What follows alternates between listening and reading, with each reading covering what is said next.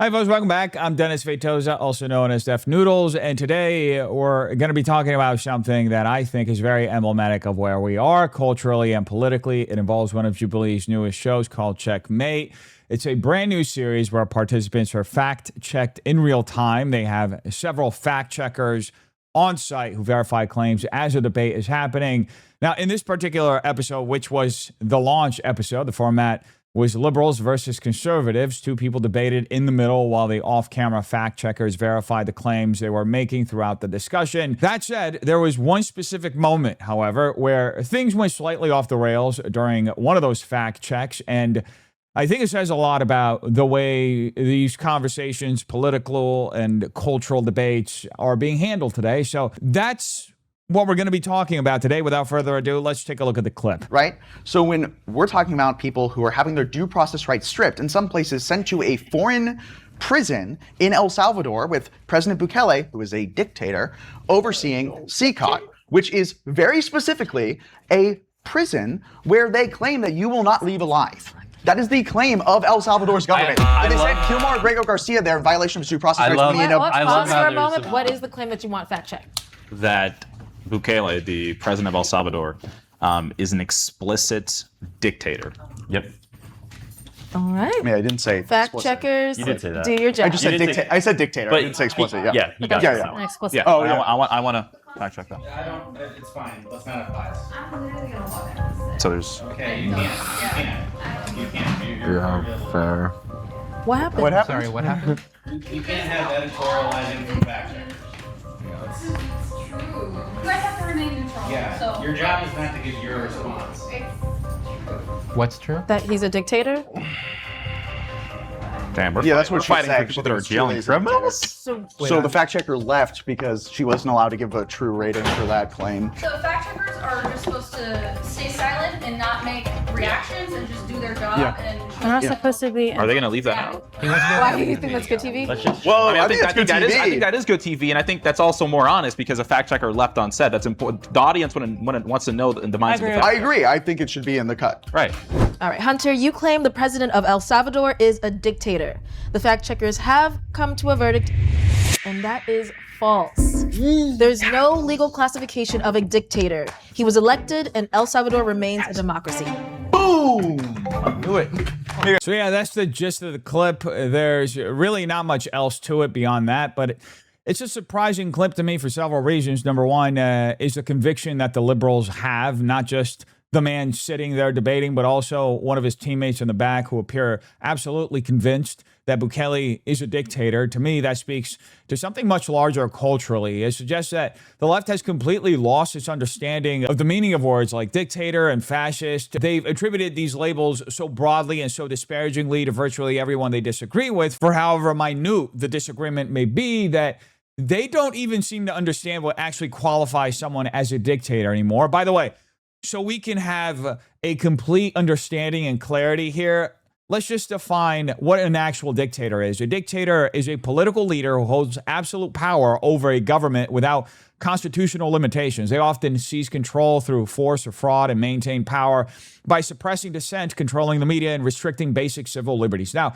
the reason why El Salvador's President Nayib Bukele is not a dictator is because he is a democratically elected leader executing the constitutional will of his people. Bukele won multiple consecutive presidential elections with immense verified popular support. In his 2024 re-election campaign alone, he secured nearly 85% of the vote. Furthermore, the U.S. State Department has argued that changes to El Salvador's political system have been carried out through legitimate constitutional and legislative processes. Additionally, Bukele's party, New Ideas, won a Democratic supermajority in Congress, meaning the legislative and constitutional changes that were enacted, including the removal of presidential term limits, were passed by a democratically elected legislature. Bukele also frequently points out that many democratic European nations allow indefinite prime ministerial or presidential re-election. And to take it even one step further, while Bukele's party overwhelmingly dominates Salvadorian politics, opposition parties, critical journalists, and independent civic organizations continue to exist and to operate within El Salvador.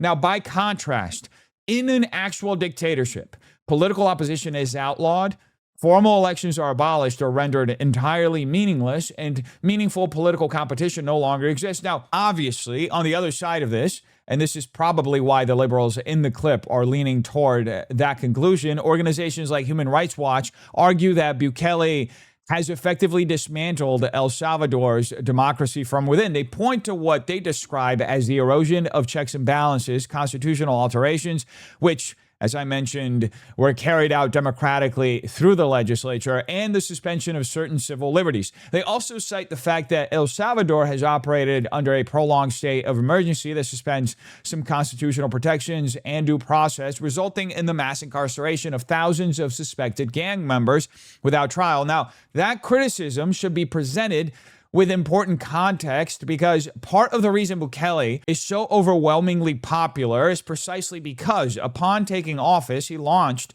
an aggressive crackdown on gang violence through that state of emergency. El Salvador went from being one of the most dangerous countries in the world to one of the safest countries in Latin America. As a result, many of his supporters view his iron fist approach not as dictatorial repression, but as a necessary and effective exercise of state authority to restore peace to ordinary citizens, people who deserve to live in peace and shouldn't have to endure nonstop criminality. So again, that's one of the most interesting aspects of the clip to me, how the liberals automatically default to this redefinition of what a dictatorship is while providing essentially no evidence to back up their claim. They simply make the assertion that, as we saw, the guy just says, oh yeah, he's a dictator. Then when he's challenged on it, that one guy behind him jumps in with, yeah, let's go. Yeah, he's a dictator. But at no point do they actually explain what standard they're using or demonstrate why Bukele meets that standard. They don't even seem to understand why someone might reasonably disagree with that characterization. And to me, that also speaks to the way terms like fascist and Nazi get thrown around today by liberals primarily. Perhaps they simply don't understand these basic concepts of governance or even the fundamental political definitions they're invoking. But that's really a separate conversation, because what happened next in this clip during the fact check was, in my opinion, even more interesting, because seeing the fact checker be completely incapable of simply sitting there, remaining neutral, researching the claim, and presenting the information without injecting her own opinion was, to me, incredibly symbolic of the cultural and political moment we're currently living through. People have become incapable of being neutral, even when they're placed in a role that explicitly requires neutrality. Ironically enough, it's often the very people who present themselves as the most open-minded who seem the least capable of engaging in a fair, charitable, and objective manner. The woman was so emotionally invested in her conclusion that she couldn't simply look into the standard for what qualifies someone as a dictator and report what she found. She couldn't resist editorializing. She couldn't accept that the debaters weren't simply going to take her word for it. Instead, she became so frustrated that she stood up and walked out. And that, to me, is astounding. The fact that you have to remove yourself from the conversation entirely like a toddler because your definition was questioned and because you were put in a position where you actually had to examine your own assumptions instead of relying on the echo chamber you've immersed yourself in is remarkable. Rather than engaging with a question, educating yourself, and following the evidence wherever it led, that person, that fact checker, chose to walk away. And that's ridiculous to such an extreme degree that it's difficult to even comprehend. It demonstrates just how emotionally attached some people have become to their political worldview. Now, that being said, I'm actually glad Jubilee left that moment in the final cut. It's good that we have shows like this, and it's good that we have these conversations because they expose things that otherwise remain hidden. To be completely fair, Jubilee generally does make a genuine effort to present these debates in a neutral and charitable manner. Whether you ultimately agree with that assessment is something we can debate, but I do believe they put in and make a good faith effort to facilitate fair conversations. And what ends up being exposed in moments like this is what our current political culture has done to people. They've become so tribalized, so consumed by partisan identity that they're incapable of confronting objective reality even when it's sitting directly in front of them. They're held captive by this tribal political mentality, and when reality conflicts with the narrative they've accepted, they simply reject reality instead. And that's genuinely sad when you think about it, and I believe that's exactly what happened here when that fact checker walked away. Now, by the way, this isn't something that's unique to liberals. There is obviously a conservative version of this as well, and I think it was most clearly exposed during the Dean Withers debate. You had people, MAGA folks, standing on stage who were literally shown clips of Trump saying some truly egregious things, and then after watching or hearing the tape with their own eyes, they simply rejected it. They acted as though Trump hadn't actually said what everyone had just watched him say. And look, here's the thing. You can't become so tribalized that you ignore objective reality. It's one thing to live by principles. It's another thing to entirely treat politics like team sports. See, if you find yourself in that position where you are treating politics like team sports, I'd suggest finding another hobby to devote that level of emotional investment to. Stay politically engaged. Yes, that's important. But engage with politics as something real, not as a game where your side has to win every argument regardless of the facts. That's the only way we're ever going to get back to having normal conversations in this country. We have to be willing to accept reality even when it's inconvenient. Nobody is a saint. Nobody voted for a saint. So instead of arguing as though you have to defend a politician as if they're morally perfect, and in this case, I'm talking about Trump because that's usually the example that comes up if you're a conservative and you're debating a liberal, just accept reality. He's a flawed individual. Every politician is. Then let's move on to the conversation that actually matters. Let's talk about his policies. Let's talk about the things he's done well, the things he's done poorly, whether you're satisfied or dissatisfied, and how we can improve going forward. Those are productive conversations. Those are conversations that actually move the ball forward, move the country forward, and help us reduce the level of division that is tearing this country apart. Because look, this level of divisiveness really isn't helping anybody. It's holding our nation back. It's undermining our elected officials' ability to govern effectively on behalf of the people, and it's creating a vacuum that allows much darker and more dangerous ideas to gain traction. Ideas like communism and socialism, appealing to emotions. And while we're busy fighting one another over partisan narratives, those ideologies are quietly gaining ground all throughout the country. We just saw that happen in New York. We saw it happen in the primary in Colorado. These movements are winning important elections and capturing seats, entire cities. And unless we start coming together around reality instead of partisan identity, we're going to continue watching our way of life slowly deteriorate. And here's the thing.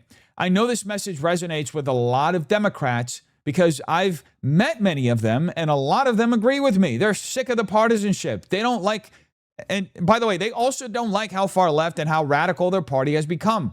So with that being said, I'd like to see less of the drama and less of the reality show antics and dynamics where people completely lose their minds, crash out, or petulantly walk away offset because they were proven wrong or because their entire worldview was challenged. Instead, I'd like to see more people take a second, think, and respond with genuine humility whenever their perspective is questioned. The left often talks about empathy, so actually practice it.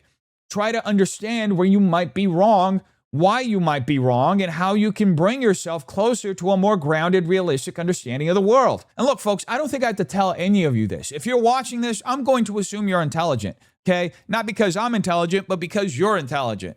Look, don't let yourself get swept away by narratives or cheap emotional appeals. The people making those appeals often just want to control you. Be smarter than that. I know you want a better country. I know you want a better world. And I think most Americans agree. Most humans agree, regardless of political party. So let's work together to get there. Anyway, folks, you tell me what you think in the comments down below. Make sure you like and subscribe if you enjoyed this video. Hope you have a terrific day. Peace.